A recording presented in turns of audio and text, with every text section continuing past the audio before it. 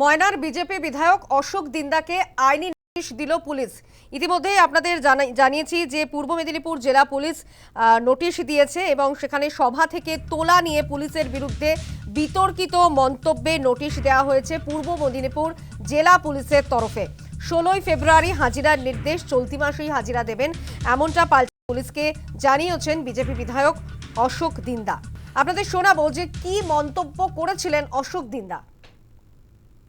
এখানে মৎস্যজীবীদের থেকে প্রত্যেক দিন যে হারে টাকা তুলেন সব রেকর্ড ভিডিও আছে।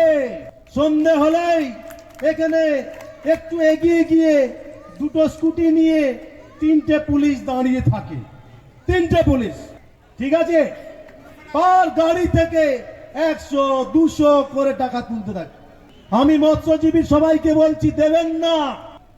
কোথায় কি করে আমি দেখবো। আপনার মাছের গাড়িটা একবার আটকিয়ে দেখুক তো, কোথায় একবার মাছের গাড়িটা আটকিয়ে দেখুক, আমি বুঝে নেব।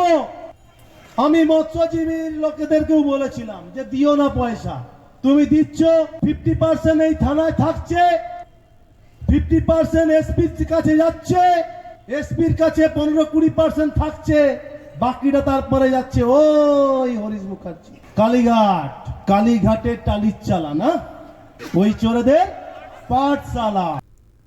এ বিষয়ে পূর্ব মেদিনীপুরের পুলিশ সুপার ইনচার্জ মিতুন দে কি বলেছেন শোনাবো। মাননীয় বিধায়ক শ্রী অশোক দিন্দা মহাশয়ের একটা ভিডিও ক্লিপ আমাদের নজরে আসে, তো সেটার ভিত্তিতে আমরা এটা ব্যবস্থা নিয়েছি এবং আমরা অবশ্যই এটা বলবো যে এই ধরনের যদি কোনো এটা সবারই আমাদের একে অপরের প্রতি থাকা উচিত, যে একটা চেয়ারকে বেসলেসলি এইভাবে বিলো দ্য বেল্ট অ্যাটাক করাটা বোধহয় খুব বাজে প্রবণতা। এটা কোনো রেসপন্সিবল জায়গা থেকে কাম্য না, এটুকু আমরা বলতে পারি। তো যেটা আমাদের আইনত ব্যবস্থা আছে সেটা আমরা এরকম থাকলে আমরা নেব। আর